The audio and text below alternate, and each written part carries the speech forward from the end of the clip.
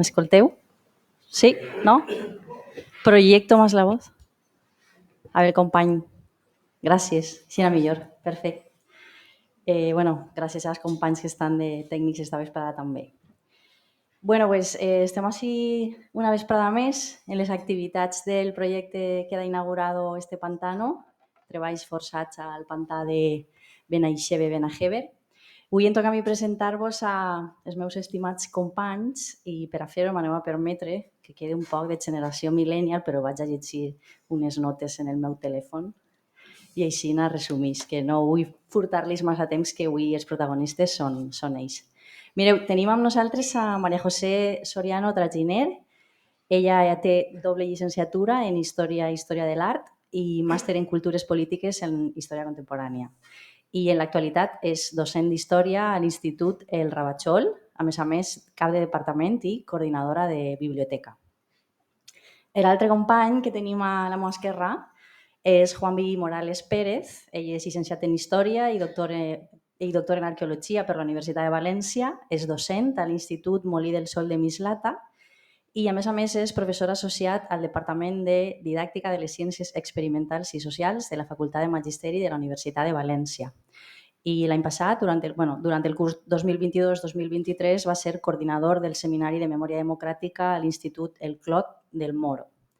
També es presenta com a dos dels membres de l'equip pedagògic i científic dels materials didàctics La memòria segrestada, nazis al País Valencià, que va ser editat per la Direcció General d'Innovació Educativa i Ordenació de la Conselleria d'Educació, de Cultura i Esport, allà per 2023. 2023. Més o menys, no?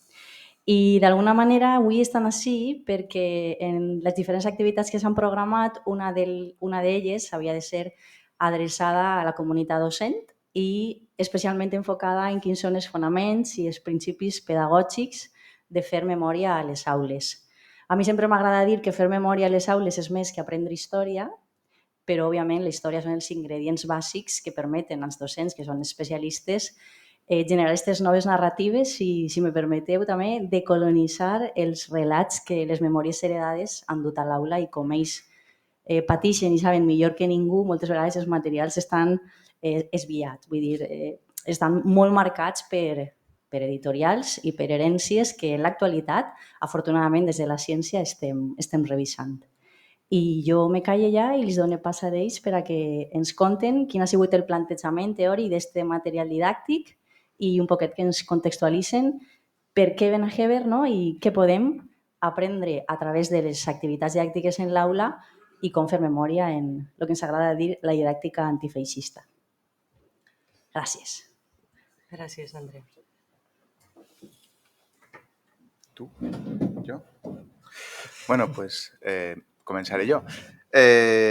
Primer que res, bona vesprada, gràcies per vindre, que sempre és un plaer quan parles d'aquestes coses pues, trobar un lloc que està prou ple, o sigui que no està malament. Bé, jo vol... No s'escolta? Sí? Millor? Bé, dia que simplement moltes gràcies per vindre. No ho vaig a tornar a repetir. Volia agrair també a l'equip, no? que hem muntat tot això, a Lucila en particular, a l'Associació Ciutadana contra la Impunitat del Franquisme, també a la Diputació, que està darrere d'esta qüestió, no? Des de l'àrea de memòria democràtica.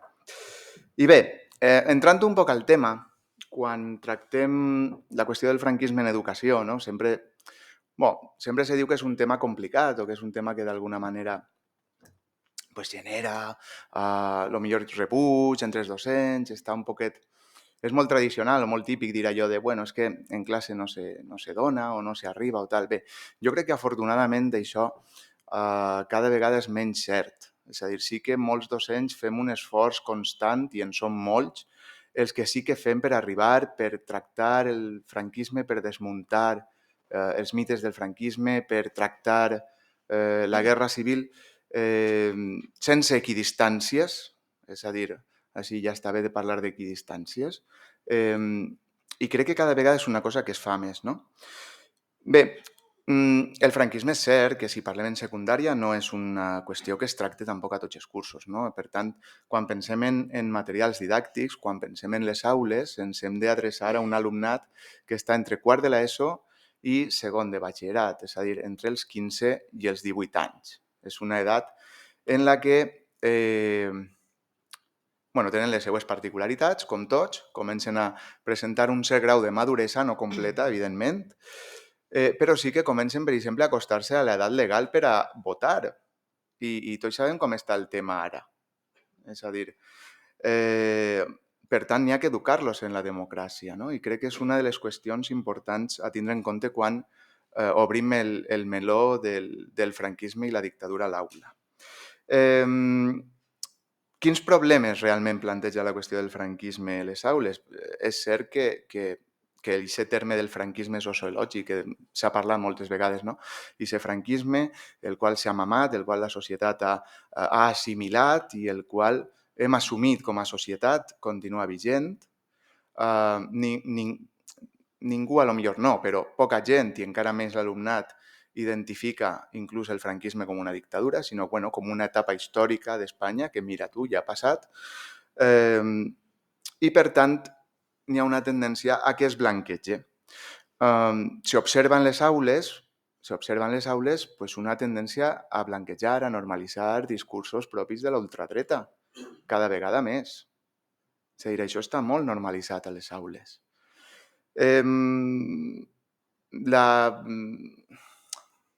El fet d'exposar un ultranacionalisme espanyol, unes actituds violentes, unes actituds patriarcals, unes actituds de domini, això està a l'aula, això es veu. No sé si n'hi ha docents així, potser coincideixen en mi, però n'hi ha actituds que es veuen a les aules. D'on venen aquestes actituds és una de les qüestions que ens plantegem. Això ve de les famílies, moltes vegades diguem, és que els xiquets mamen coses... No, mira, pot ser sí i pot ser no. N'hi ha altres vehicles de transmissió d'estos idearis. I ara, per exemple, es veu molt a les xarxes socials. Això està molt present. N'hi ha un domini en les xarxes socials dels agents d'extrema dreta i d'estos discursos. Calen molt, són molt fàcils d'estendre. No necessites més dels 15 segons que te presta TikTok per parlar d'aquestes idees. Per tant, calen molt. És més difícil explicar una realitat científica o històrica. Necessites més de 15 segons. Aleshores, necessitem desmuntar aquest discurs. Això ja ho vam fer, com ha dit Andrea, quan vam plantejar els materials didàctics sobre els nazis al País Valencià i ens vam dir, si l'alumnat identifica i veu clarament que els nazis, que Hitler són el mal, si parlem en aquesta terminologia, un poquet judeocristiana, anem a fer-los veure que el franquisme estava relacionat amb aquesta gent, perquè és una de les idees que s'ha amagat, que s'ha tapat. Ahir va ser un poc la idea d'aquells materials, que no sé si es conegueu, però estan disponibles encara. Darrere d'aquests materials, aleshores, sorgeix un poquet la mateixa idea. És a dir, començar a destapar qüestions poc conegudes, com és el cas dels treballs forçats, de l'ús dels presos per als treballs forçats durant el franquisme.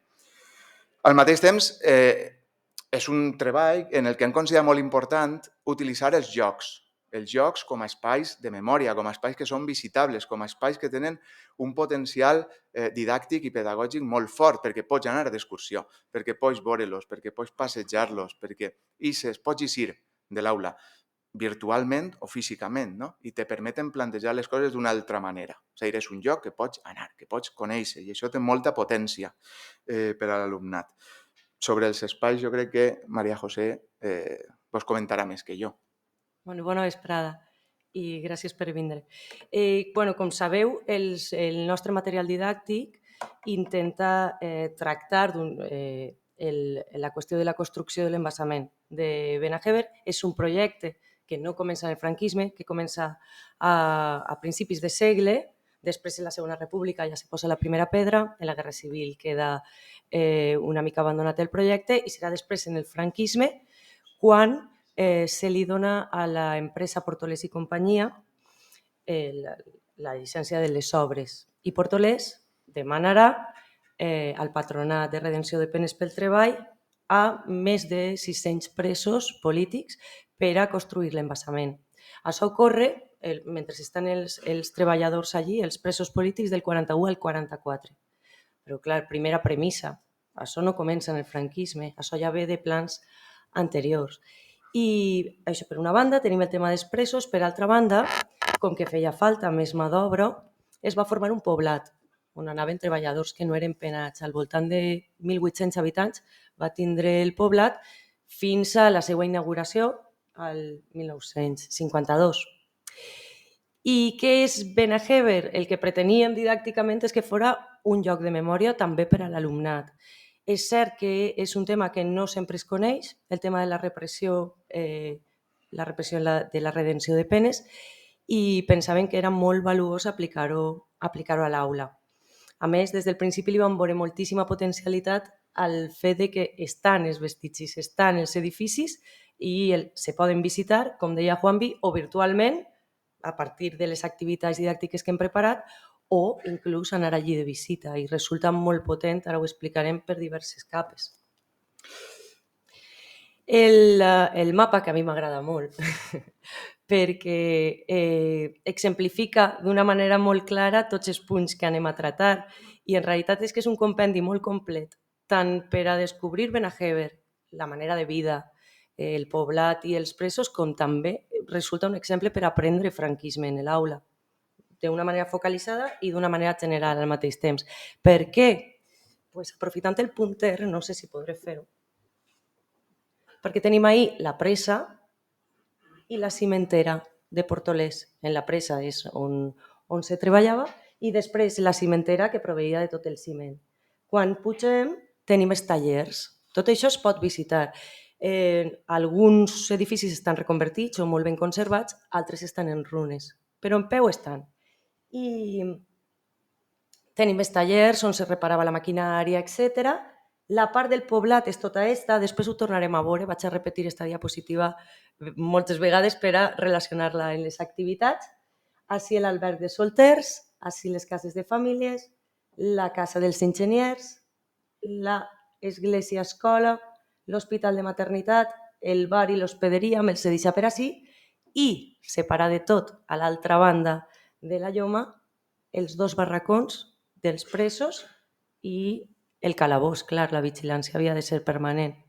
Per què vos se l'explique? Perquè en realitat pensarem que era un espai a treballar en classe, que després pogueren anar de visita escolar o de visita familiar i pogueren dir jo no he estat mai així, però jo sé molt bé de què va això, sé manejar-me per l'espai. Aleshores ens semblava un recurs molt potent, allò de treballar amb el mapa. I ens va arribar la dana quan ja teníem pràcticament tot el material tancat. Clar, quan estava ja la cosa prou avançada, arriba el 29 d'octubre i se lia, no? I no fa falta dir tot el que va passar, però clar, d'alguna manera pues, a nosaltres, com a potser tota la societat, no? Pues, estàs pensant en altres coses, estàs pensant en la dana, estàs altres coses, no? I la confecció dels materials se queda un poc en l'aire. I més encara quan comencem a veure que les xarxes socials se omplin de qüestions com les que vegem ahir. Esto con Franco no pasaba. Gracias al innombrable Claro, Franco. es que Franco hizo los pantanos y menos mal que Franco hizo los pantanos porque si no nos hubiéramos muerto todos. Y Franco hizo el Plan Sur y menos mal que hizo el Plan Sur porque si no nos hubiéramos muerto todos. Y claro, ese discurs funciona. Ese discurs funciona. S'estava parlant d'embassaments, s'estava parlant de pantanos i nosaltres teníem tot aquest material en les I mans. nosaltres estàvem empantanats. Sí, i vam dir, és que cal pegar-li una volta d'això. O sigui, hem de deixar clar d'una vegada el tema de que els pantanos de Franco estaven projectats d'abans i era una idea que no sabíem molt bé com mostrar-la clarament, però sabíem que s'havia convertit en un tema tan trending topic que havíem de fer alguna cosa. Era molt trending topic. Podeu fer una recerca. Si teniu curiositat, mireu TikToks, mireu Facebooks. Bueno, Facebooks pot ser menys, encara n'hi ha alguno, però ja és de gent més major, no? Pot ser. Però mireu xarxes socials d'estos dies i és brutal. la quantitat de tòpics, de bulos, de fake news, com vulgueu anomenar-lo, que comencen a florir en les xarxes. I aleshores diguem, no, hem de moure això. I de repente, pam, diguem, és que ahí està la qüestió. Això és un comentari real, no? En este cas de Facebook. 1932, cuando de repente una persona descubrís que las obras comienzan en 1932, digo, creía yo que se hizo con Franco, y Franco no empezó su gobierno hasta el 39. Y entonces, ¿por qué lo llamaron el del generalísimo? Estoy confundido. I van dir, eixa és la qüestió. Hem de confondre l'alumnat, hem de desmuntar un relat i fer-ne un altre. Hem d'aconseguir que aquest relat de Franco i los pantanos i Franco Salvador quede desmuntat per la realitat històrica. I a partir d'ahí vàrem començar a refer, no? Aleshores ens plantàvem en un doble objectiu. Ja no solament era recuperar la memòria dels presos i l'espai, sinó també desmuntar un relat que tornava a estar present en la societat. I quan dic la societat, en aquest cas parle de l'aula, la microsocietat de l'aula, no? Perquè ara eren els alumnes els que te ho diuen. Bueno, és que Franco hizo los pantanos. Aleshores vam dir, pues per ahí hem d'anar. Val? Quins objectius, d'alguna manera, ens marquem, ara ja entrant més en el que serien els materials? Pues bueno, ja ho hem dit, no? Fent un resum, donar a conèixer aquest espai de memòria, perquè entenem que té molta potencialitat. De construir aquest relat franquista que ja hem vist que no se'n va, un relat que pot ser fora un tant marginal o un tant tòpic o un tant de gent gran, ara està en la societat jove i n'hi ha que de construir-lo. N'hi ha que descobrir aquest sistema de redenció de penes com part de la repressió, que sempre se n'oblida. Parlem d'afusellats, parlem d'exili, parlem de presons, però no se parla dels treballs. N'hi ha que empatitzar amb aquesta gent, n'hi ha que utilitzar l'empatia, n'hi ha que aproximar-se i saber com vivia aquesta gent i pel que estaven passant. I n'hi ha que ampliar, evidentment, a partir de tot això, el que és el coneixement del franquisme, i aquest període històric en general, no? Una altra qüestió que també ens plantejàvem des d'un punt de vista potser més metodològic és el fet de l'ús de les fonts primàries dels documents històrics per a la deconstrucció del relat, no? I ara, quan parlem de metodologia, entrarem en aquestes qüestions també. A partir d'ahí, estructurem el treball en... bueno, sí tenim la qüestió metodològica, no? La qüestió és, com hem dit, no? D'alguna manera. Això, si vols, comentes tu. Sí, bueno, que això era la gran pregunta que s'hem fet durant mesos, veritat? I mira els meus companys de l'equip didàctic. Sí. Com fer arribar a l'alumnat què va suposar l'embassament de Benajever a un alumnat que de vegades no és receptiu, a un alumnat que cada vegada està més confós amb aquest tema, perquè cada vegada també està més lluny. Aleshores, quan més lluny està, no tenen aquest record tampoc de familiars i se fa tot més difús. Com fer arribar la injustícia d'una dictadura i el que suposa una dictadura per a un país. Aleshores, es plantejàvem, el primer, que els materials havien de ser realistes. Realistes, nosaltres com a docents s'empenyàrem en imaginar des del principi com anàvem a treballar això en l'aula, d'una manera real, que se poguera portar a terme. No volíem algo que fora com paper, que reps, i al final l'aplicabilitat en l'aula, nosaltres volíem que fora aplicabilitat fàcil. Per altra banda... N'hi ha que facilitar la vida al docent, perquè si t'arriba un totxo que tu has de depurar, no l'utilitzes. És a dir, al final això va ser una qüestió supersenzilla. Sí, de fet, el material que hem creat per al professorat pense que també és molt senzill. El professorat no té per què ser cap especialista en la qüestió de Benajever ni de la redenció de penes, però sí que es poden facilitar aquesta feina per a que en un text fàcil, contrastat, per suposar rigorós, ells puguen després en l'aula trobar-se còmodes amb aquest tema i destacar-ho com a lloc de memòria.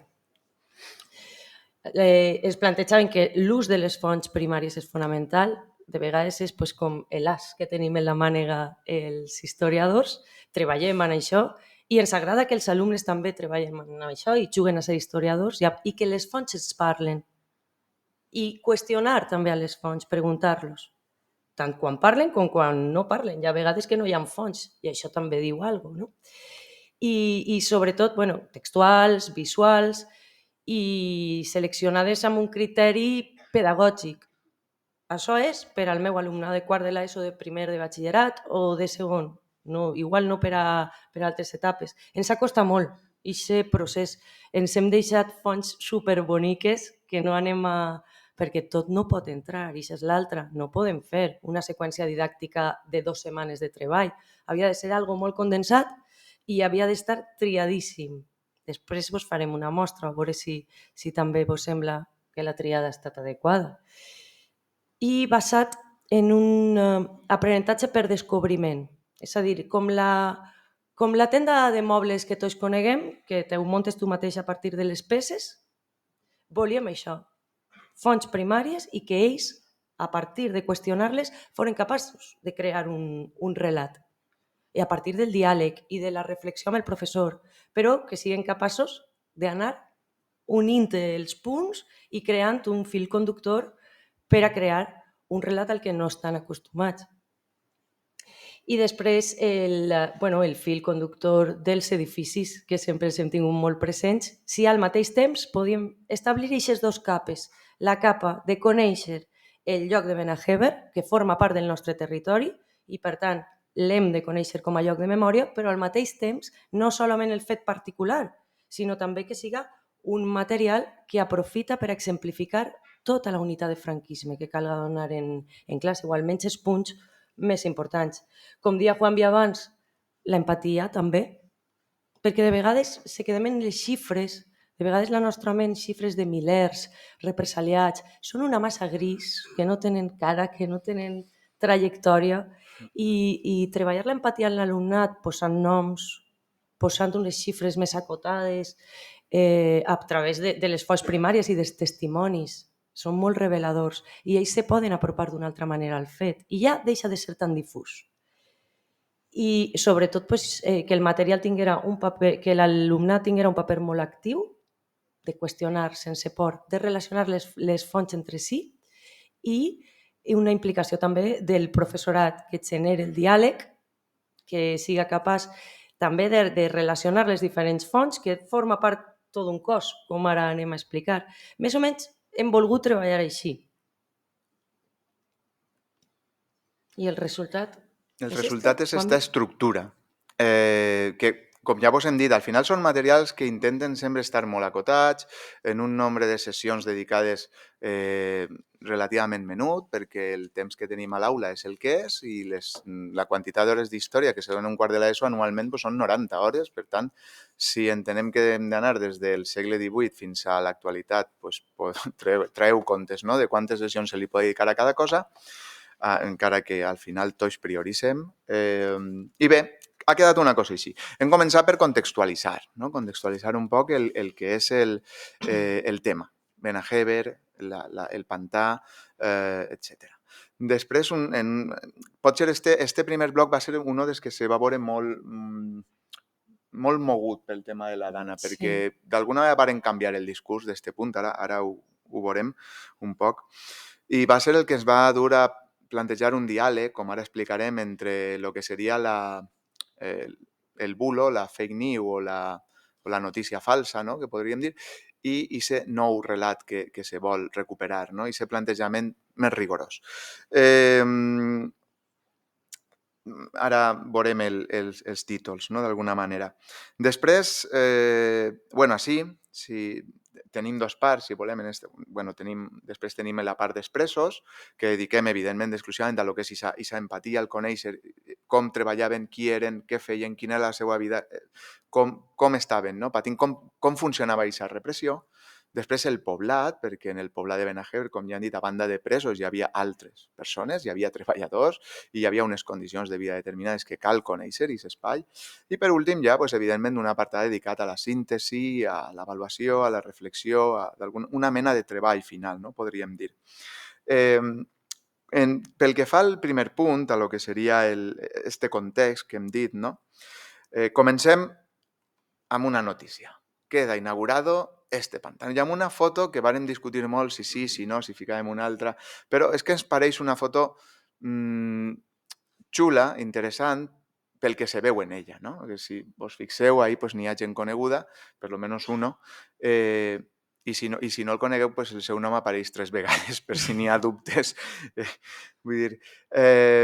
I, clar, és una foto interessant, perquè aquesta foto, al final, volien que fos una imatge ens vàrem plantejar també posar una notícia, perquè també n'hi ha notícies de premsa, però vàrem optar per la imatge perquè és molt visual, és una imatge molt potent.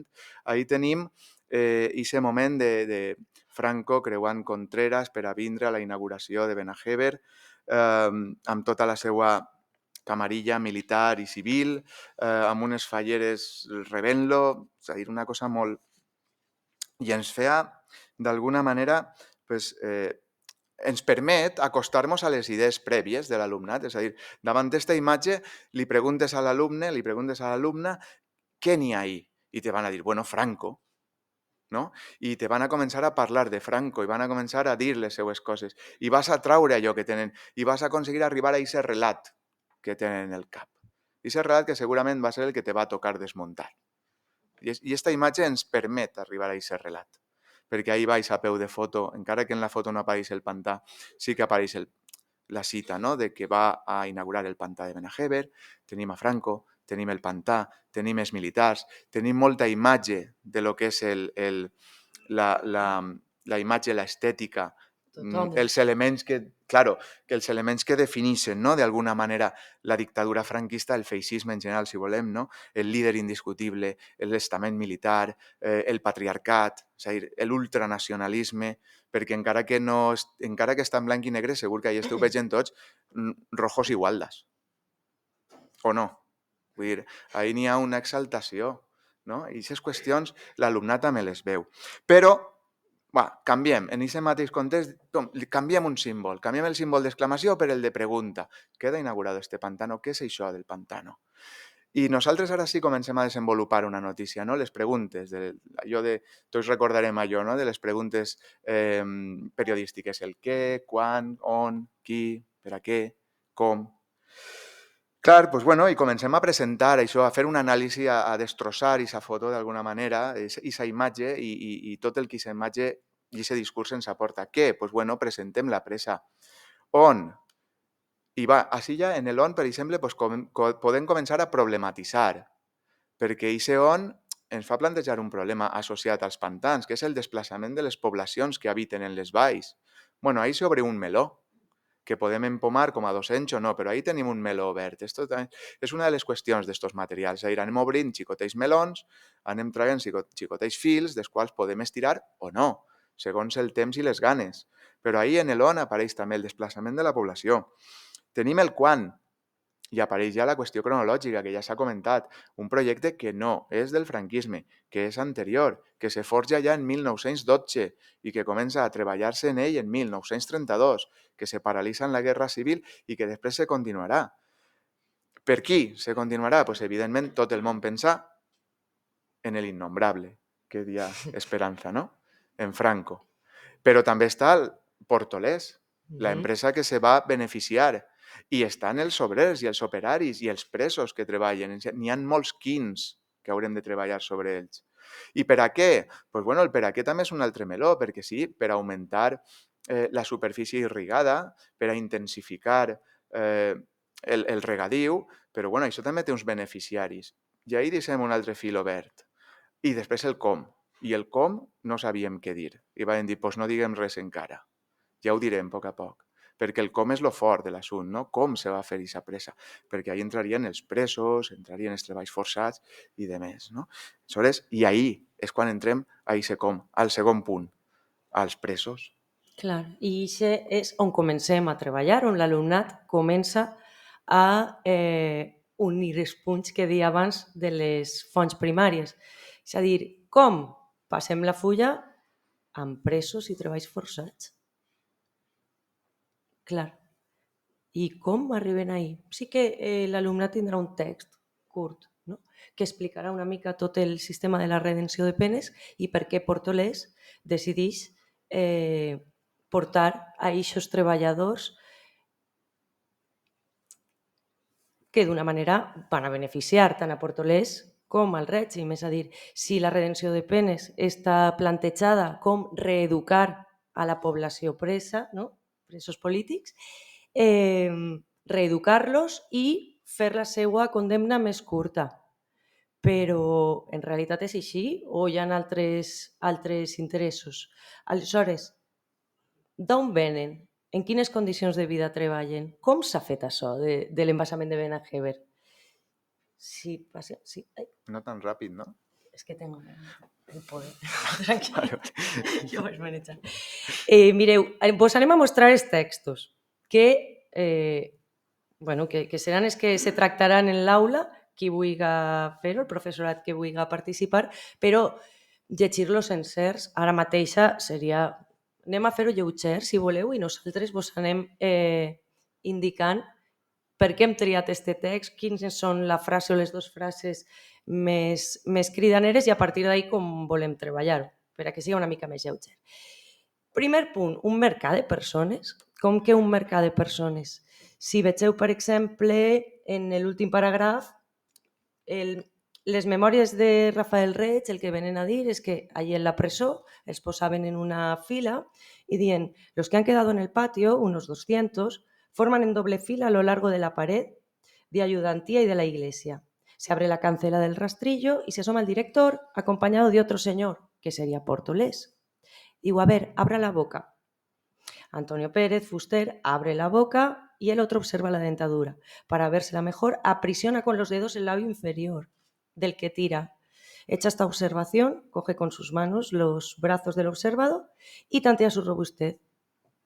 Útil. Claro. Estem parlant d'una deshumanització total. En realitat, és el segle XIX en els Estats Units. Efectivament. Bueno, els Estats Confederats, no? Sí. El sur. Això Però en casa. Com es pot treballar un text així? Podem analitzar-lo, el primer, buidar-lo de contingut, que encara que sembla que no, a l'alumnat li sol costar, les idees principals és una que els professors ens porten. Trau les idees principals del text i no saben massa bé. Aleshores, parlem exactament del que vol dir el text i després anem, per exemple, a la Declaració Universal de Drets Humans i anem a veure quins drets humans se vulneren en aquest text. I n'hi ha uns quants. Clar, esclavitud, servitud, el tracte vexatori, el judici del que després parlarem, tot el món té dret a un judici imparcial, en fi, la situació. Aleshores, d'on venen? Tenim ja un panorama de presons desolador. Jo vaig assenyalant en el mapa quins són els llocs que anem a anar treballant. I on van a parar? Els barracons. Els barracons de l'embassament de Benajever quan són declarats útils. Així teniu una foto del que és l'actualitat. La foto és molt interessant perquè en l'actualitat són unes casetes com de relax i passarien desapercebudes per algú que va passejant per allí, unes casetes. En canvi, aprofundir en el coneixement històric és quan veus que són els barracons del destacament penitenciari. I com eren aquests barracons? Cum i Rosa, que fan màgia, jo sempre ho diré, que són les dissenyadores del projecte, han fet la infografia per a que vegem com en aquests barracons la capacitat era per a 120-130 persones. Igual que diem abans lo de la massa gris, si jo els conte als meus alumnes lo mal que es passava o com eren de dures les condicions de vida, diuen, val. Però quan es mostres algo que ells poden fer un clic, això ja canvia. Així tens el barracó, 120, 130. Jo te'ls mostre ahir, per a que veges en quants metres quadrats podien viure.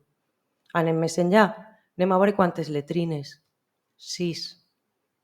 Per a 130 persones. Pixar. I dutxes? Dutxes? No n'hi ha. Finestres, clar. Aleshores, en quines condicions de vida vivia aquesta gent? Ara ja l'alumnat pot contestar d'una manera una mica més justificada, perquè moltes vegades volem que justifiquen coses que, bueno, els xiquets tampoc saben molt bé per on anar. Si veuen una infografia així, la cosa ja se comença a centrar. El que diem, cues per a pixar, no dutxa, això ja és més tangible. I bé, per altra banda, l'engany del salari. En el BOE de l'11 d'octubre del 38 s'estipula que al dia un treballador penat cobrarà 2 pessetes. Però 2 pessetes no són 2 pessetes, perquè una peseta i mitja és per a l'estat franquista, per a manutenció, etc. I li queden 0,5 pessetes diàries, on a més ha de pagar la subscripció a la revista Redenció, que és l'única cosa escrita que poden llegir i que, òbviament, està feta per a la propaganda. I la fan els mateixos presos. S'anomena economia circular. Perquè, a més, se l'han de gastar en l'economat. Clar, del camp, per tant... Efectivament. I hem tret uns preus de referència de l'any 42, de què valdria un litre de llet, un quilo de creïlles, arròs, farina. L'activitat interessant és veure quants dies ha de treballar un prespenat per a poder aconseguir un quilo d'arròs, per exemple. Això per una banda. Per l'altra banda, l'INE diu que el sou mitjà d'un obrer en l'any 42 serien d'unes 13 pessetes diàries. 13 pessetes un treballador no penat, la mitjana. Clar, 0,5 aquest tipus de treballador. Per tant, reflexionem amb l'alumnat. Estem parlant d'explotació laboral i econòmica. Qui està traient rendiment d'aquest tipus de treball? En la següent activitat se'n tornaríem a la pressa. Perquè, clar, hem vist on viuen, hem vist el que guanyen, anem a veure on treballen i com treballen. A pic i pala, nit i dia. Tenim una foto de dia, però tenim imatges que estan treballant per la nit. Les jornades podien arribar a ser de 16 i 18 hores.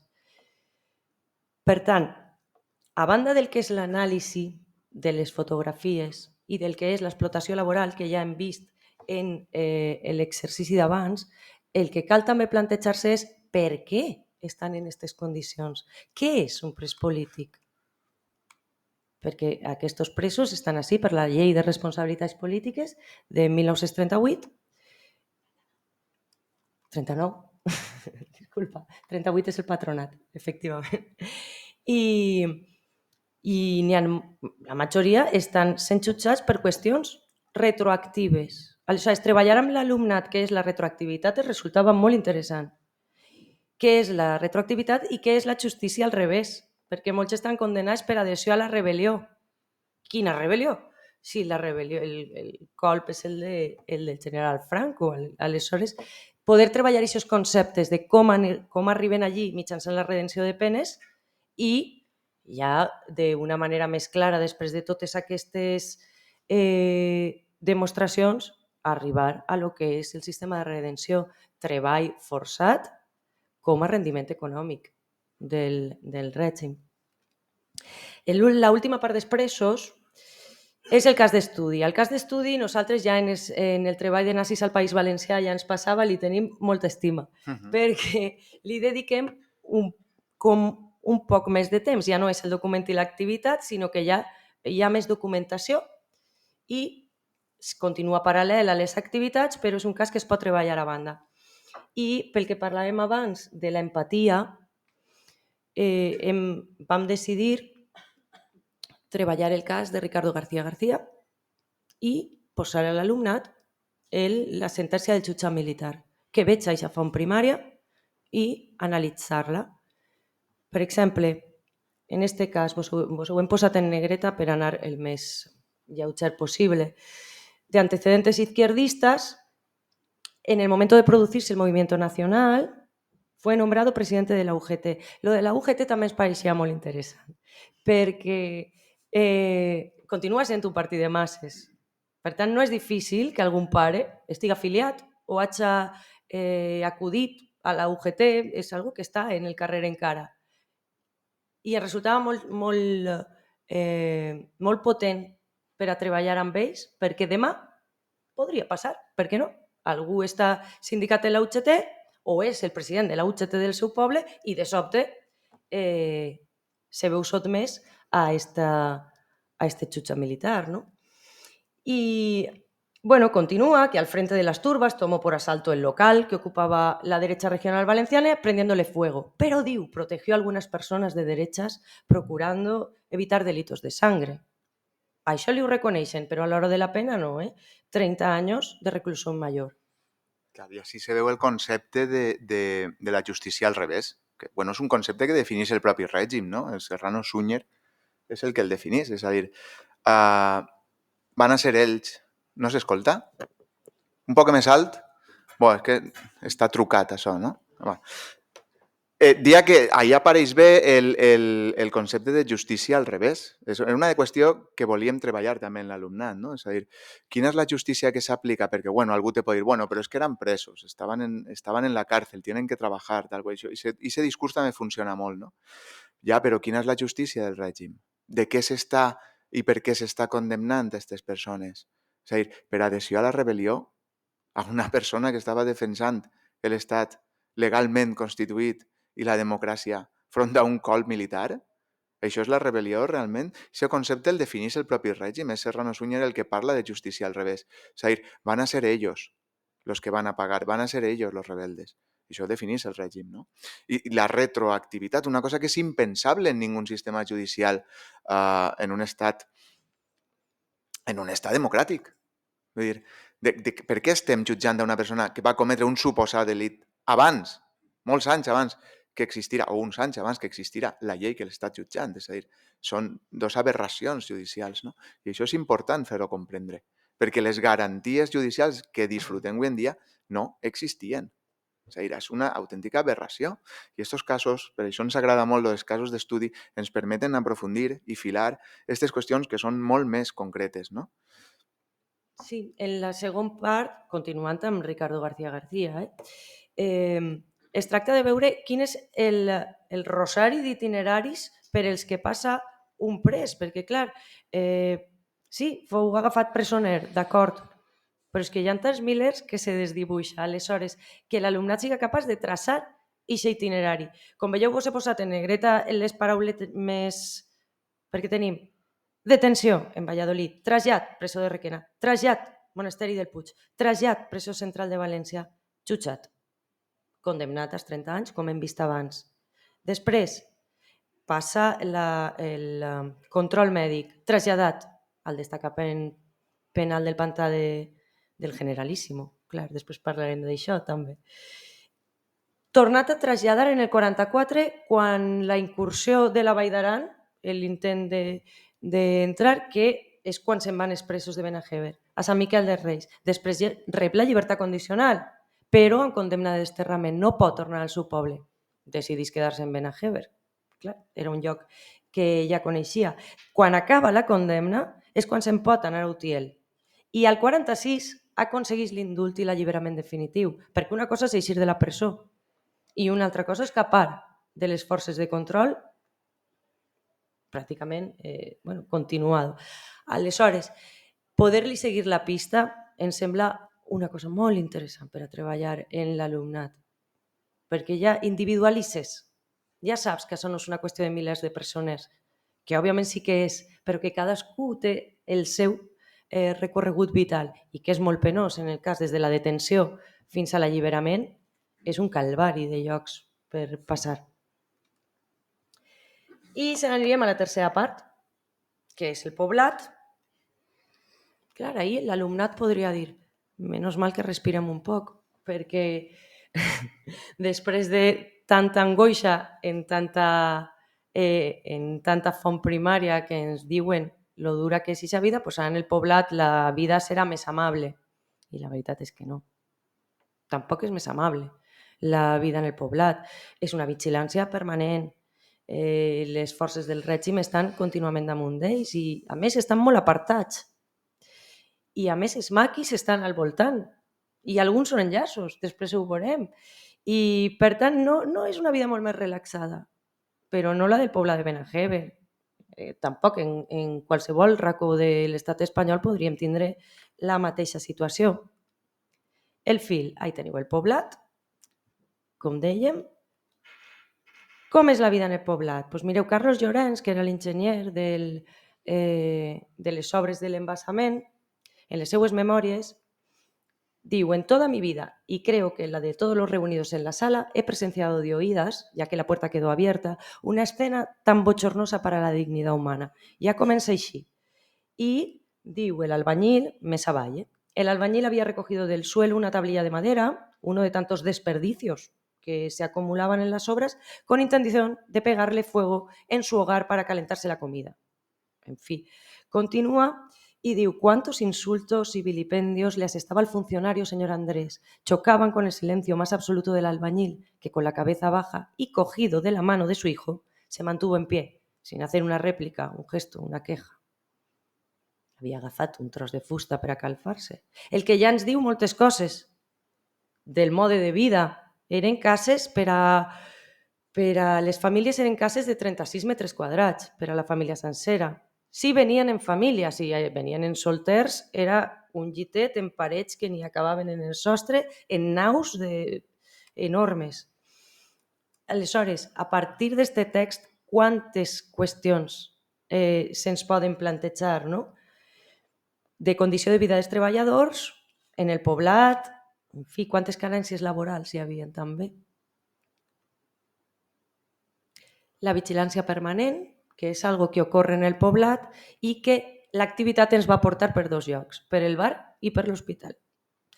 I consisteix en una anècdota que Juan Miñana ha contat que de vegades els treballadors del poblat anaven al bar, bevien 4 copes, en fi, i a l'eixida pues igual tenien algun altercat amb la Guàrdia Civil. En aquest moment, la Guàrdia Civil, en l'anècdota que es conta, el treballador arriba a l'hospital amb l'orella penjant i el Guàrdia Civil li diu, le voy a pedir un favor, que ponga en el informe que ha sido un accidente laboral.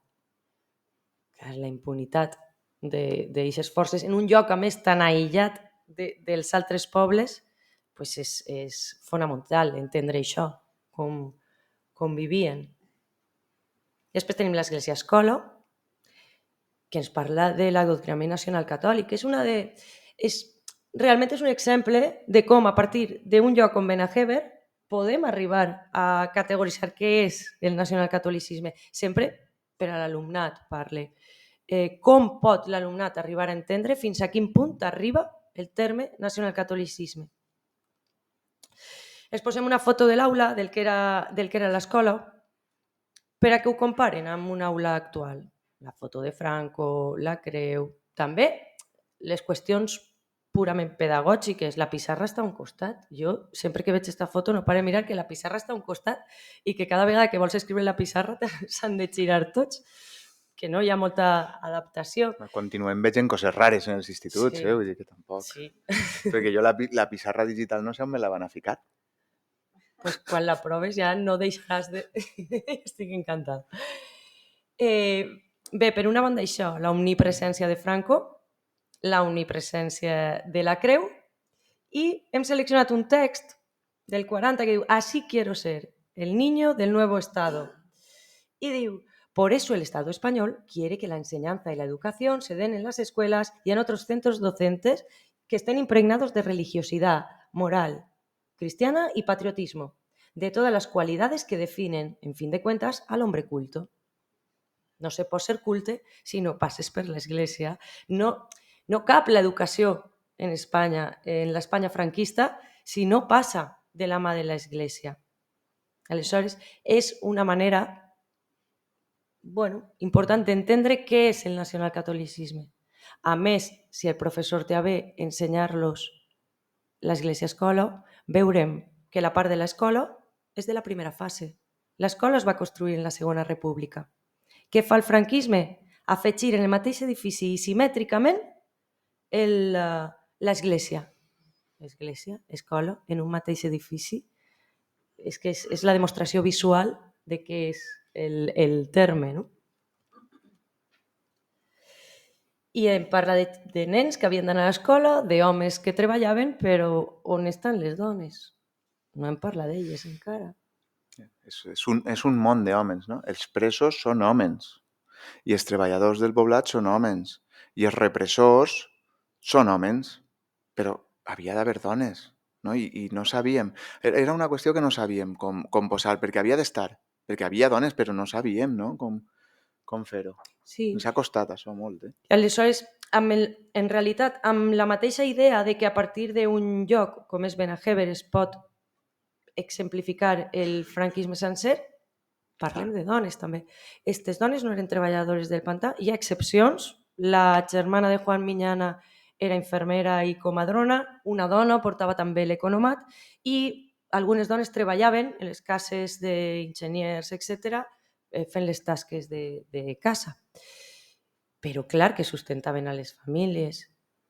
Jo sé que això els assistents ho sabeu molt bé, probablement a l'alumnat calga explicar-li que la dona era l'àngel de l'hogar, que estava en l'espai privat, que l'espai públic estava mal vist i que és el paper on el franquisme relega a les dones dins de casa i a saber bordar i a saber fer eixe tipus de coses. Aleshores, clar, a manera de recordatori en Benajever i com a exemple de la resta de l'estat espanyol calia que estigueren. I el cas d'estudi de la part del poblat, els maquis, Cèlia i el Grande. Com vos deia, els maquis estaven per els voltants de Benajever. Aleshores, el poblat es converteix moltes vegades en un signe de repressió, però també en un signe de resistència. Estaven per allí perquè també dins del poblat hi havia col·laboradors i entre els presos també. Dinamita, sabó, menjar, el que fera falta. Tenim testimonis que diuen que baixaven al riu, allí intercanviaven i per això em semblava interessant també posar el focus en aquesta guerrilla antifranquista. La història de Cèlia el Grande és que és molt bonica i té a veure amb Benajever. El Grande, que és Florian García, era el cap de l'AGLA, del front de Levante i Aragón. Era el cap de la secció 11, sí. I bueno, va estar per allí fins a que el Partit Comunista els va dir que havien d'anar cap a la frontera de França i va ser el que va organitzar tota aquesta maniobra de retirada dels maquis i li va perdre la pista a Remedios Montero, que era la seva parella. Remedios Montero, en una missió del maqui també, en una missió va ser agafada pel franquisme, va ser torturada, no va poder tenir fills per aquella brutal tortura i també li van dir que havia mort l'altre. Al final s'acabaren juntant en Praga i bueno, van reprendre la relació i en el 78 van vindre a València i ja es van quedar així a viure fins al final. Em semblava molt evocadora per aquesta banda, però és que també és molt útil per a parlar de Benajever. Havíem seleccionat aquest text, que és de les seues memòries de Florian el Grande, perquè diu que quan ell ja va contar, ja de major, les seues experiències en el maquis, dia que anaves jubilats i li diuen, però home, com no mos havies dit mai que tu eres cap de la secció? I ell diu, hombre, però no s'havia dit nada porque no me lo creo ni yo que estuve allí. I ho feia molt humà. Ens va agradar molt este tros perquè ho feia molt humà. I deia, yo estaba siempre vestido, dormia con la metralleta colgada al cuello, no? I parla també d'un silenci, que ara veurem. Això relacionat amb la fossa 5680, que és la primera fossa d'aquestes característiques que es va obrir en Espanya i que es va obrir en Benajever i on es van trobar 8 cossos, on 5 eren treballadors de l'embassament. Aleshores tenim el cercle perfecte. Tenim el poblat com a centre de resistència també d'enllaços, tenim la figura del Grande per a exemplificar els maquis i tenim el present, el fil conductor cap al present, que és eixa memòria i eixa exhumació. Els alumnes aniran, buscaran la història, que té a veure amb el Grande, també, la història de com aquests treballadors del pantà van ser utilitzats com un escut humà. I aleshores ahir la pregunta és que és més que obligada. És important rescatar aquest silenci. El que diu Florian de callar quan ja estàvem en democràcia, de no dir res, encara que ja teníem un estat de dret. Per què aquest silenci? És important rescatar-lo. Per què el silenci de les fosses? Per què continua sent polèmic el tema de l'exhumació? Doncs això, amb tota la informació del material, és el que haurien d'esbrinar l'alumnat i ser capaços de tindre un debat interessant sobre el tema. I arribem a l'última part. I arribem al final. Arribem al final, és a dir, evidentment, després de tot aquest treball en classe, que ja hem vist com va, pues arriba el moment de fer una síntesi, de fer una avaluació. Començàvem parlant d'eixa notícia, d'eixe relat, no? I arriba el moment d'anar tancant-lo. I s'ha de tancar des del present, i s'ha de tancar des del coneixement que hem adquirit, però, insistís, també des del present, no? I aleshores es tracta de plantejar i de respondre una sèrie de preguntes que ara potser sí comencen a estar capacitats per a enfrontar. Per exemple, l'evocador poder dels noms, no? Hem parlat del pantano del Generalísimo, però això no era el nom original del pantà, era el pantà de Blasco Ibáñez. Per què el del Generalísimo? Per què se sorprèn ese home que hem vist al principi? ¿Por qué el Generalísimo? Estoy confuso. I tant que estoy confuso, perquè era Blasco Ibáñez el que anava a donar nom al pantà. I després va ser el Generalísimo. I ara, pues és el de Benajever.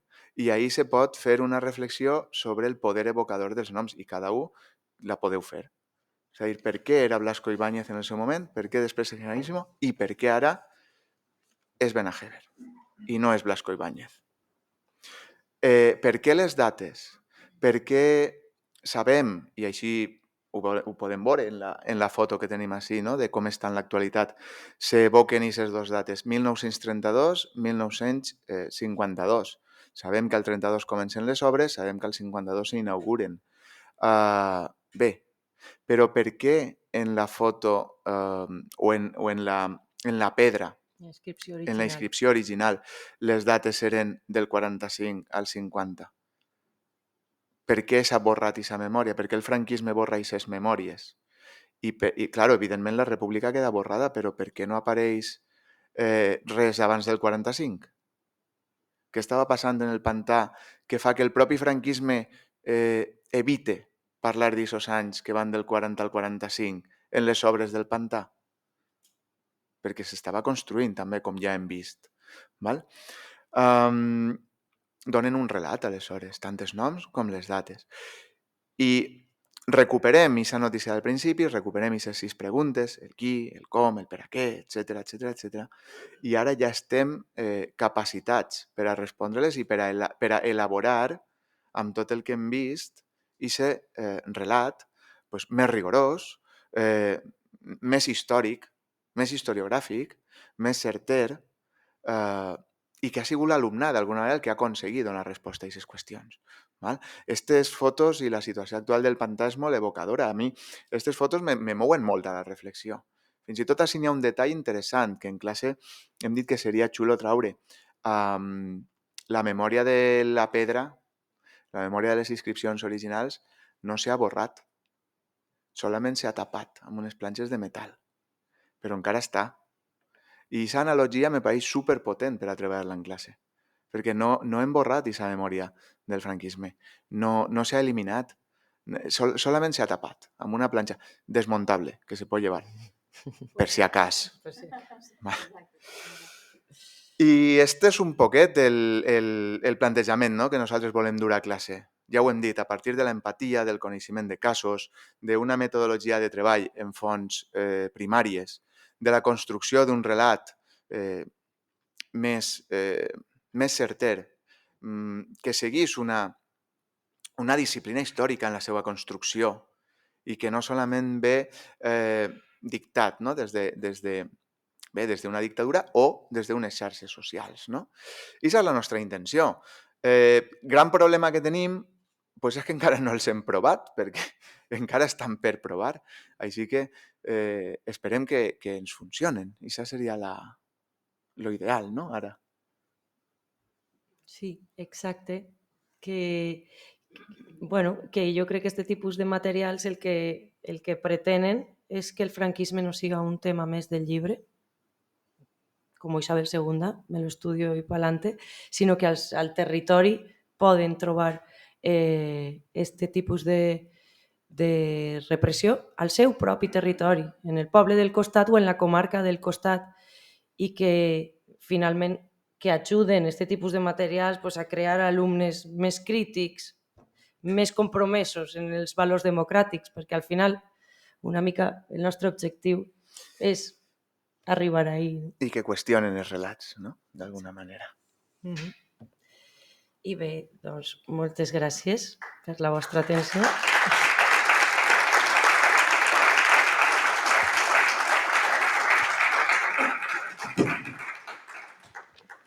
Bueno, moltes gràcies als companys per aquesta síntesi didàctica, pedagògica, històrica i un poc de tot.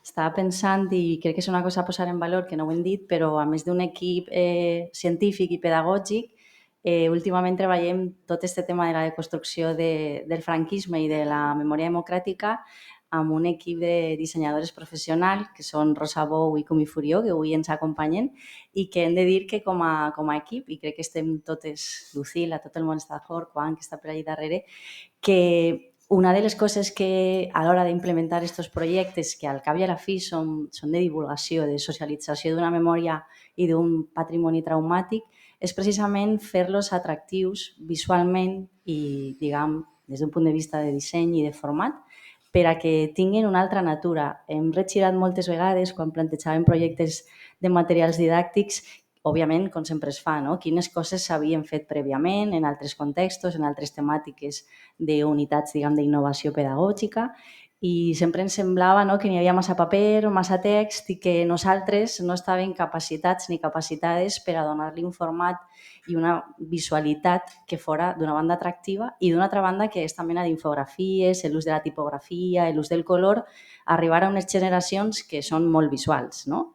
I en aquest cas crec que estem contentíssimes, tant en aquest projecte com en altres que hem fet, en el treball de Rosa Bou i de Cumi Furió, i crec que s'havia de dir. Sí, totalment. I després també, jo no sé si algú vol fer preguntes als ponents, perquè ara és el moment, i per ahir veig algun braç alçat, però jo sí que volia fer una incidència abans de donar el pas a la gent, i així jo ja me calle, i és que treballar aquests temes en l'aula és dificilíssim. Jo no soc docent d'institut, ja ho sabeu, no sé si estaria capacitada per a ser-ho, perquè crec que és un repte molt brutal, no? Treballar com treballeu en unes generacions que, malauradament, no només tenen les memòries heredades de la dictadura, perquè òbviament no l'han viscut, sinó que tenen uns llenguatges, uns relats i unes maneres de socialitzar, de pensar i de construir diferents probablement als nostres serveis.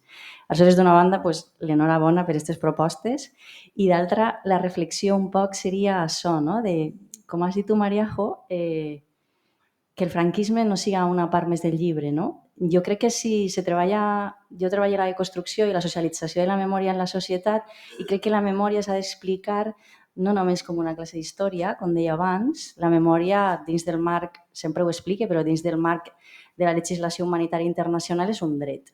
La memòria és un dret de les persones i favoreix allò que se denomina la tríada de la justícia transicional, el dret a la veritat, que sabeu que en aquest cas, per exemple, en l'aula, el dret a la veritat és l'accés al contingut i al relat científic d'allò que va passar, que malauradament, com estem veient i ens expliquen els propis docents, no havia passat i no passa moltes vegades. El dret a la veritat, a la justícia i a la reparació. I fer aquesta mena d'actes a través, en aquest cas, d'uns materials didàctics adreçats a noves generacions que no tenen res a veure en el que va ser el cop d'estat i la dictadura, doncs també permet aquesta mena de intergeneracionalitat en la memòria, no? I això crec que en aquest projecte també se treballa molt bé i jo vull agrair també a Lucila i a tots els membres de l'associació perquè és fantàstic que treballem en gent jove d'instituts i alhora fem activitats en persones majors, en persones que són víctimes i que han sigut represaliades per la dictadura i això flueix d'una manera com molt màgica, no? I crec que és un punt molt positiu de projectes com este en aquest cas. A vegades la memòria s'encaixona, no? Només per a la gent jove, només per a represaliats, només per a les víctimes i que fluïsca d'aquesta manera crec que és interessant. Bueno, jo me calle, només dir que fixeu-vos si ens interessa el tema del disseny, que Maria José s'ha posat el mateix groc que els materials, ahí lo dejo. Però bueno, casualitat, passem a les preguntes. Per així n'hi havia un company, sí? Que escolta, vas de amarillo unidad. Si no me pongo rojo yo. Bé. Bueno, primera... no sé si està funcionant això. Sí? Sí? Ara sí.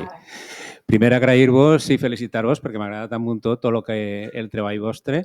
El trobe molt didàctic i, evidentment, molt oportú en els temps que corren. Compartís totalment el plantejament que feu, l'estudi de la memòria històrica a partir dels llocs pròxims. Jo compartís totalment això. Jo sempre dic que, estudiant el poble cadascú ja té material més que suficient de lo que ha passat en aquest poble per tocar pràcticament tots els palos de la memòria històrica. Perfecte, a més, perquè és un lloc, evidentment, que se pot utilitzar també com una visita guiada i també tens una possibilitat també de conèixer el teu país a partir del fet este. I moltes coses més que voldria dir-vos, però una que sí que m'agradaria saber exactament els materials estos com se poden aconseguir i on. I ho deixo ahí. Bé, estos materials, a veure, ara en este moment encara no estan disponibles, però estaran en breu, esperem. En PDF segur, aleshores això informarem a través de les xarxes, el farem circular, ens posarem en contacte amb els instituts, vull dir, se farà una campanya de distribució. No, encara no sabem com, però se farà. Vos arribarà. No sé si tu treballes a algun institut. Jo estic jubilat i pertenec a la XEIM, a la xarxa d'educació i memòria. Sí. Entonces us agradaria... Sí, clar, és que a través de les xarxes de memòria i de més, clar, faltaria més. Distribuirem i farem difusió dels materials. Sí. Comptàvem amb vosaltres per a el de nazis crec que també es va distribuir a través de la XEIM, vull dir, s'utilitzarà aquest tipus de xarxes. Molt bé. I la idea és que també en paper poguera arribar. Que això ja seria... Però, clar, això ja encara no ho acabem de tindre tot tancat. Però ho va subvencionar algú, la Diputació en aquest cas? Sí. La Diputació, no? Sí, però queda per tancar aquest filtre, jo no sé. Em fa un matís, Lucila, que li conteu també al company que n'hi ha el material expositiu per als instituts. Lo dels... Efectivament. Lo de l'exposició dels CUPs. No solament són les activitats a l'aula, sinó que també, a petició dels instituts, podran anar acompanyades d'una exposició amb un contingut prou similar, enfocat didàcticament d'una altra manera, perquè és una exposició amb 16 panells? 21, perdó, amb 21 panells, i això, la idea també és que pegue totes les voltes que faci falta. I alhora aniria acompanyat també del material didàctic, aleshores ja l'alumne tindria un coneixement molt més acurat. En quan estiga disponible, a través de la XEIM i de qualsevol altre tipus de gent que vulgui promocionar-lo, vull dir, vos farem arribar la informació de seguida. Vull dir, el nostre interès és això, que circule, que circule i que circule. Per tant, vos enterareu. I si alguns docents el posen en marxa, estem encantades de que ens arribi la retroalimentació negativa o positiva de com és la posada en marxa en l'aula. Sí, perquè igual ens estem flipant i després resulta que no funciona. Vull dir que també tota crítica és bona. A nosaltres sí funciona, però no sabem si després en l'aula funciona. Alguna intervenció més? Alguna pregunta més?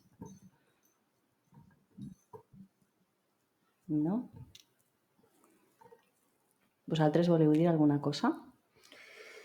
Aprofiteu. No, jo diria que sempre és un plaer participar en aquestes coses, no? Perquè de repent sents que estàs fent de professor i que el que estàs fent pot tindre un eco en l'eternitat, que diria aquell, no?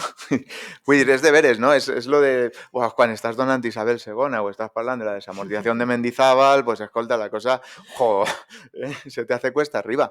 Però arriba el moment de dissenyar això, de plantejar-lo, de qüestionar en l'aula, de punjar a l'alumnat, de buscar el problema, de buscar el conflicte, i això és la part agraïda del nostre treball. Vull dir, jo crec que cal por muchos más. Exacte, sí. Bueno, jo crec que sí que té, precisament aquesta part de memòria sí que té un ús cívic en el present que, tot i que tota la disciplina històrica és aplicable al present, i així hauria de ser quan s'estudia en els instituts i en les aules, però jo crec que aquesta part sí que la memòria democràtica i la memòria pública com a aquest ús cívic i social que deia Maria José, no només formar a un estudiant per a que aprove un currículum, sinó que a nivell individu, a nivell societat, a nivell ciutadania, adquirisca quines són aquests principis, garanties i drets que suposa viure en un estat democràtic, doncs jo crec que a través d'esta deconstrucció que se fa en els materials didàctics i aquesta revisió, no, d'aquest qüestionament. Abans Juanvi havia dit d'incomodar a l'alumnat, però que no se malentenga, incomodar en el sentit que no estiga en el seu espai de confort i que se faça aquestes dues reflexions pròpies que a vegades sí que a mi personalment des del treball sí que m'arriba molt, que és una frase molt màgica que te diuen hòstia, mai m'havien explicat això d'esta manera, no? O no sabia que això havia passat al costat de casa. I com deia el company, la memòria s'arrela molt en lo local i és molt més fàcil i molt més potent treballar de l'escala local i anar a lo supralocal a l'hora d'explicar aquests conflictes que no, òbviament, que nosaltres expliquem així el canal d'Andalusia d'Expressos perquè la gent no té cap vincle, no? Tot i que és un tema molt potent i és germà. I crec que en aquest sentit és interessant aquesta construcció de ciutadania i de consciència crítica. Totalment. A més enllà del que cadascú després pensa, no? Però aquesta reflexió. Hi ha un pensament que jo tinc de manera molt recurrent, que són els xiquets que no fan el batxillerat. Perquè els xiquets que fan el batxillerat, clar, van a fer tot un any d'història d'Espanya, van a saber el que és el franquisme, perquè van a l'ESPAU amb aquest tema. Però què passa amb el xiquet de quart de l'ESO? Que ja no continua, no? Que ja no continua i que igual el temari, perquè tots sabem com anem en els continguts, que si no tens un po de cura s'acaba el curs i te falten 2 temes, o que no t'interessa tractar aquest tema per incòmode, i aquest xiquet se'n va a la vida i se'n va a la societat i no sap qui és Francisco Franco. No, el problema és que sí que ho sap, perdona. El problema és que li ho diuen altres. El problema és que sí que ho sap. Clar, i però li ho diuen les xarxes socials. Claro, no li ho diu un problema. Professor, no, i allí no ho aprenen. Això és la necessitat de veres és absoluta de que el xiquet que tinga un graduat escolar ha de saber de memòria històrica del seu país i ha de saber de franquisme, per suposat, perquè és la imatge que no volem, justament. Simplement perquè és la imatge que no volem i hem de conèixer allò que no volem. Perquè si no, te ve un tiktoker graciós i ja te l'ha confós. I aquesta gent demà és la nostra societat i cal educar-la en els fonaments democràtics, de diversitat. Clar, és que és fonamental. Alguna intervenció per ahí? Avant. Sí, molt breu. Només volia fer-vos un suggeriment i és que estendre la didàctica que esteu fent a les universitats. Sí. A mi em sembla que està molt bé que els nanos comencen de menuts a saber en quin país viuen, però me consta, no tinc una prova científica, estadística, però que totes aquestes coses que esteu contant en la gent adulta que està en la universitat i especialment en les facultats o escoles que estan directament, diguem-ne, implicades en aquesta història, els hi falta informació. Ha sigut una tràgica coincidència, com heu exposat al principi, la Dana amb el cicle magnífic que havíeu organitzat. Malauradament, i per tant, els pantanos s'han posat en la palestra de la fama i no aniria de més explicar, com dic, a la gent gran, que és el que ja sé que això és feina, és dedicació, és treball, i a banda, però en qualsevol cas, enhorabona perquè la didàctica és és imprescindible a tots els nivells. Moltes gràcies. Gràcies, Joan. Sí que ho hem tingut en compte. De fet, jo crec que per alguna activitat anirem a la universitat. És cert que són exercicis, són extrapolables. Haguereu pogut fer-los així ara, que descobrir sempre està bé i que no és que estigui enfocat. Està enfocat per a que un xiquet des de 16 anys puga fer-ho, però de 16 en avant i amunt. Sí, seria molt interessant portar-lo també a les EPA, a les escoles d'adults. Vull dir, això és un material i al final són unes idees que són transversals, vull dir, que estan ahí i que totes... Vull dir, jo he marcat estos cursos perquè és un poc la punta de llança, no? El que directament nosaltres estem treballant, però evidentment això caldria socialitzar-lo. I d'ahí que s'hagin fet altres projectes, no? Com les visites. Sí que estaria molt bé que aquests projectes tingueren més recorregut didàctic, no solament en l'institut. Estic totalment d'acord, sí. Doncs sí, perquè al final la memòria manca a nivell de societat, no només com a assignatura d'institut. Té tota la raó, company. Alguna pregunta més?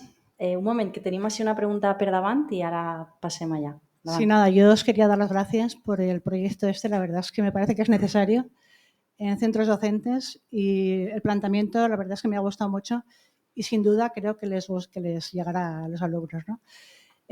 La pregunta es si en algún momento habéis pensado continuar con este proyecto y hacerlo extensivo a las prisiones habilitadas en Valencia. Campos de concentración, la cárcel de Santa Clara, de mujeres, la Plaza de Toros. Es que es inacabable. Ens encantaría. Bueno, yo creo que hay un filón importante, que es una manera también de hacer llegar a los alumnos de secundaria algo que no conocen. Es una página en blanco. Y entonces igual se podría continuar. Yo creo que pasan todos los días por la Plaza de Toros y no saben que fue un campo de concentración.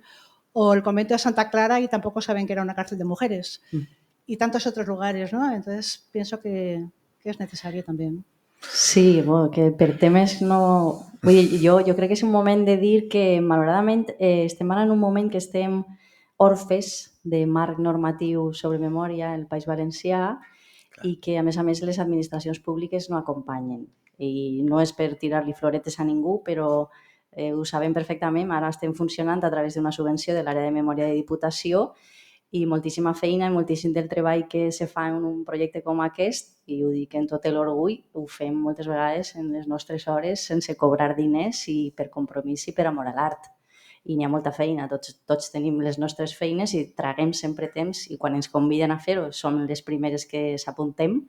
Les companyes de disseny és un altre tema, no? Però nosaltres treballem en el compromís de que nosaltres com a científics socials, com a docents, com a antropòlegs, com a arqueòlegs, ens devem d'alguna manera a que tot allò que sabem s'ha de construir en un llenguatge, diguem, que arribi a la gent jove i a la societat en general, si no tampoc serveix de res. Tot el que comentes, el camp de concentració d'Albatera, la plaça de Bou, Santa Clara, en l'àmbit acadèmic i universitari està treballat, hi ha publicacions, nosaltres tenim accés a aquestes publicacions i les coneixem, però malauradament això no se deconstrueix per a que arribi a la gent d'una manera didàctica i divulgativa.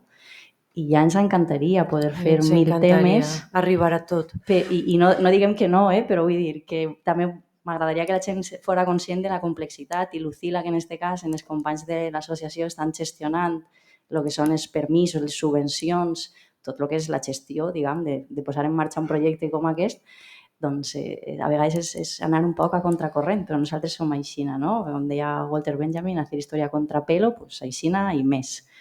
Però bueno, que jo què sé, avant, no? Tot arribarà a poc, tot anirà arribant. Sí, donarem passos. Exacte. Aprofite la referència de... Apropa-teu. Bueno, pren la paraula perquè... Per al·lusió, com dicen por la tele, por al·lusiones. Per al·lusiones. I comentar dos coses. La primera és que en aquest projecte que estem presentant ara mateix, la part didàctica, pràcticament acabem els diners que tenim de la subvenció de la Diputació. És a dir, que des d'ara endavant, el portar els materials als instituts i el fer rodar tota aquesta informació que, com han plantejat els companys, és extraordinària, no? Això va dependre en bona mesura de la nostra voluntat. Vull dir que ja no tenim pressupost per a aquesta segona part de fer rodar... Voluntat tenim, capacitat, però voluntat tenim. Aleshores, el que cal és sumar voluntats, sumar capacitats i tots els que tingueu alguna possibilitat de dur aquestes propostes a qualsevol puesto, dir-lo i endavant. I la idea que tenim és, en la mesura que puguem, l'any que ve, tornar a presentar a les instàncies que encara queden subvencionant algun projecte, la continuïtat d'aquest projecte, perquè és de veres que hi ha molts més casos, però aquest és un gran desconegut fins ara i ens sembla que, com han comentat els companys, serveix per a conèixer què era el franquisme. I tenim idees moltes, publicacions, algun documental, etc. i animar-vos a tirar una maneta. Exacte. No sé si volíeu dir alguna cosa o hi ha alguna... Una pregunta al company del fons, sí. El micro. Un segonet. Tantes coses per fer. Hola. Bueno, jo volia comentar arran del comentari sobre dur-lo a la universitat. Fa 10 anys jo vaig fer un llibre sobre els maquis per als xavals d'institut i l'acompanyava una proposta didàctica. En el treball de documentació previ, buscant altres unitats didàctiques sobre memòria, vaig trobar una enquesta que és prou clarificadora del que passa a la universitat, bueno, en algunes universitats, o almenys fa 10 anys. I era que un percentatge altíssim d'alumnat de magisteri no tenia ni idea de qui eren els guerrillers. Val? Això per una banda. I després, aquesta mateixa proposta didàctica la van manejar junt al llibre per molts centres socials, biblioteques, associacions i instituts. Però espero que tingueu més sort que nosaltres, que sí que vam aconseguir dur-la a diversos instituts, al del Carme, al Vives, a Bastos, al Jordi Sant Jordi, crec que també, i alguns altres. Espero que l'existència ara de la Shame això ho potencie, Sí. però clar, ens trobem allò que heu parlat dels currículums, de la falta de temps de desenvolupar aquests continguts i després, sobretot, la falta d'implicació de la majoria dels docents. Vosaltres esteu molt implicats, però no sé en el vostre claustre o en el claustre de l'institut del costat, de la població del costat, en quina mesura ho estaran. El que jo m'he trobat és que la gent va a fer la feina, pim-pam, fora, i realment no se li treu el suc que se li podria a aquestes propostes tan interessants. No? Pues tota la raó. Tota la raó. Sí. Jo vaig a citar al nostre company Juan Salazar, que avui està molt callat, i diré que penalti corner és gol. Penalti gol és gol. Vull dir que sabem aquesta realitat i ells més, però jo crec que mereix la pena, encara que se faça en 20 classes de tot el País Valencià i d'aixes 20 classes, 4, 5, 7, 8 persones, si els encenga una bombeta, ja és un èxit. Sabem que no són materials que siguin massius i tampoc n'hi ha un recolzament, però la revolució se hace desde dentro, no? Això ho tenim superclar. I hem de guanyar per pesats. Claro. Per pesats, i és que la difusió és molt important també, molt important, que ho coneguen, que no ho gasten si no volen, Claro. però que ho tinguin damunt la taula i ho coneguen, perquè moltes vegades també no se coneixen les propostes. Claro, bueno, a mí ya me han dicho, esto es algo de los nazis, ¿no? Y digo, sí, los mismos. Lo mismo, però ahora ja no hay nada. Sí, que sí, los mismos. Clar, però és important això, que es conega, per a que Clar que sí. si vols utilitzar-ho ho tingues damunt la taula. Jo entenc el que vols dir, de que poden haver professorat o claustre que no estiga interessat, però si pensarem en ells no treballarien fins a altes hores fent aquests materials. Claro. Vull dir, el que cal pensar és que demà igual hi ha més. És que és l'única manera que tenim de continuar treballant. Tant de bo. Els vostres materials, els nostres i tots, perquè tots van sumant. No se resten uns a altres. Molt al contrari, el que deies, no? De la plaça de bous, etc. Tant de bo, demà hi haguera un altre damunt la taula i un altre, i que el professorat poguera triar, inclús, que poguera triar per estar tot l'any de projectes. És anar poquet a poquet, anar deixant grans damunt la taula i algun dia igual. Pues sí. Sí, no, és guanyar per insistència. I el que has dit de magisteri m'interpel·la a mi directament, no? Perquè també soc professor allí i tens tota la raó. O sigui, vull dir, penseu una cosa, i això és una qüestió que la Universitat Espanyola hauria de plantejar-se. Els mestres i les mestres que van a donar classe als nostres fills i filles menuts en primària i sent de la universitat adquirint potser moltes qüestions de caràcter pedagògic o didàctic, però no s'omplin de continguts. I parle de ciències socials. No adquireixen nous continguts de caràcter democràtic o de caràcter ètic o relacionat amb els drets o de qualsevol altre tipus, més enllà del que hagin pogut adquirir en l'institut, perquè aprenen a ser mestres i aprenen la disciplina del mestre o de la mestra, però no s'omplin més de continguts. Aleshores, si han eixit de l'institut sense saber que era un guerriller, sense saber que era el maquis, sense saber que era la repressió franquista, no el van adquirir. a la universitat, perquè no hi ha cap assignatura de ciències socials que doni classe de ciències socials. És a dir, jo dono classe de com tractar les ciències socials a classe, però no de continguts de ciències socials. Aleshores, és molt complicat perquè a vegades treballes en el buit. Estàs ensenyant a fer classe de ciències socials a gent que no sap de ciències socials. Uau! I ho has de fer en un quatrimestre. És complicat, eh? Vull dir, és de veres que ahir la Universitat Espanyola s'ho hauria de mirar. Bueno, vale. Abans sí que se veia, no? Com a mínim un poc. No, jo me recorde de les classes de Cucó, Baldó, tota aquesta gent. Te pegaven canya. Portava els cigronets ahí per explicar el racionament. Estos te pegaven canya, eh? Sí, jo sí que ho vaig estudiar. No sé ara, però... El nou pla és molt apretat, no? És Però molt per apretat. al·lusions... A veure, penalti, gol, córner... No, comentar, perquè s'estan fent moltes crítiques, no, a la situació actual, però la primera fossa que s'excava al País Valencià és en el 2010.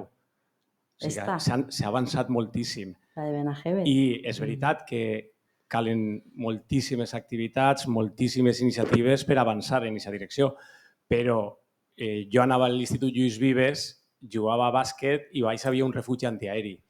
I en aquest refugi antiaeri mai ens van parlar en l'institut que havia un refugi antiaeri, no el visitàrem.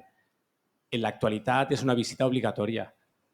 Una obligatòria i moltíssima gent, centenars de persones, moltes d'elles portades per José Azcárraga hacia al costat, són milers de persones les que han visitat el Vives, han fet rutes republicanes, s'han excavat centenars de fosses, s'han recuperat centenars de víctimes del franquisme, s'han donat moltíssima gent a les seues famílies i se fan moltíssimes iniciatives. O sigui que aquest panorama és veritat que n'hi ha molts obstacles, n'hi ha molts perills, però també n'hi ha una iniciativa de moltíssima gent tirant endavant que té resultats i resultats que se poden veure en la societat també. Jo no me vull imaginar com estaríem, encara que parega que en els 90, no? Parlen d'extrema dreta, que bé que estàvem en els 90, en el 90 no existien les fosses i el Lluís Vives era un sòtan. Jo crec que a lo millor també un discurs a lo millor més equilibrat de victòries i no tant de derrotes. Bueno, sí, si me permets també per al·lusions. Jo crec que té raó, però també crec que això s'ha d'emmarcar en una conjuntura que hem viscut en la qual, afortunadament, hem tingut la possibilitat de que la memòria pública, la memòria democràtica, formarà part de lo que són les polítiques públiques de memòria, que avui en dia no existeixen. I si la memòria no forma part de lo que són les polítiques públiques, acabem treballant de manera, doncs això, liminal, per compromís, i com sempre s'ha fet. La memòria sempre s'ha treballat en Espanya des del primer antifranquisme, encara que fos la pròpia dictadura, no? I des de la pròpia postguerra, i les dones que en Paterna posen, estableixen els noms dels afusellats i van tots els 1 de novembre. Això ja era fer memòria, encara que no hi hagueren polítiques públiques en democràcia.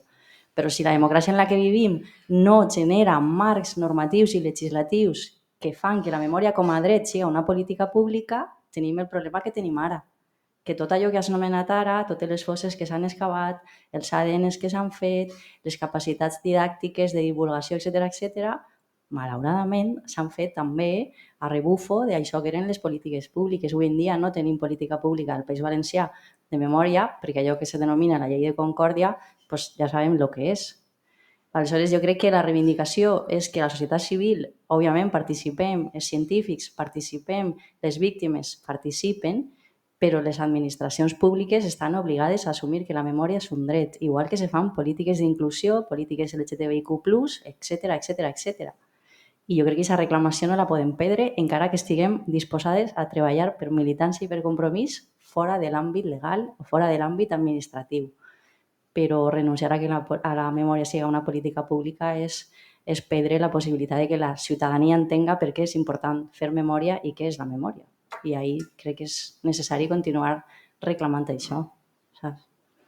Això és el meu punt de vista personal. Alguna pregunta més? Una més? Recordeu quan se va canviar oficialment el nom del pantano del Generalísimo? Bueno, és que se va inaugurar directament. Bueno, en el 32 Azaña, ¿no? No, vols dir del Generalísimo a Benajever. Mira, bueno, jo ho he estat buscant avui en i dia no he aconseguit trobar l'any exacte en el que se va fer. I en el mapa els mapes Michelin, de en el teu mapa fill. Michelin de l'any 2024 o 2023, que el van comprar, el teu fill encara apareix rotulat com embalse, perquè està en castellà, embalse del El Generalísimo. Generalísimo I va Mapa trobar el xiquet de la en guia l'excursió. Michelin I en el Google... En el de l'any passat. Guillem l'ha trobat. Guillem, està o no està? Sí, Sí, sí, està en Guillem. paper.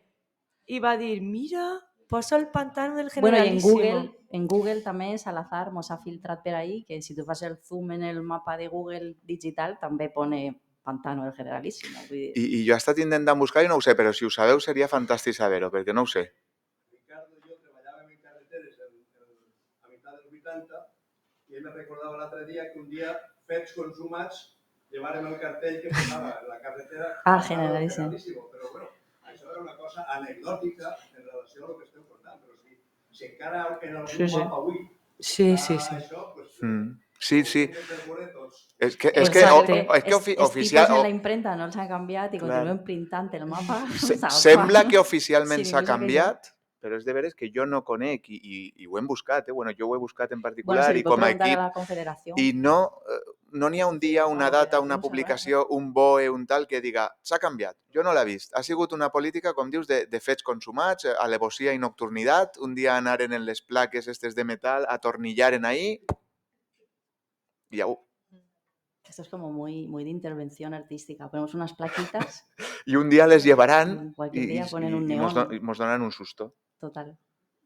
Reversible. Bueno, Claro. s'està fent Com els tard, calcetins. estem molt a gust, però són les 8:30. No sé si alguna persona vol intervindre més i si no, simplement Lucila me demana que recorde una cosa important i és que farem una visita, una pròxima visita d'aquestes visites comentades que estem fent, serà el 25 de gener i que, a més, teníem una xerrada com aquestes que vàrem anul·lar per la incidència de la Dana el 29 de novembre, que s'ha traslladat al 5 de febrer, me comenta Lucila, i en la qual intervindran les companyes Mirta Núñez, Màrius Climent i Raquel Banyú.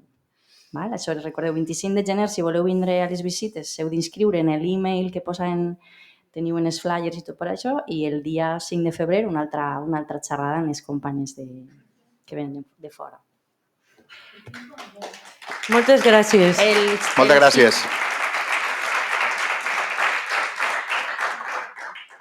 I ja està. Bon anem, bona nit. I ja estaria. Ja estaria. Que os ha preguntado ahí. No tengo papelito.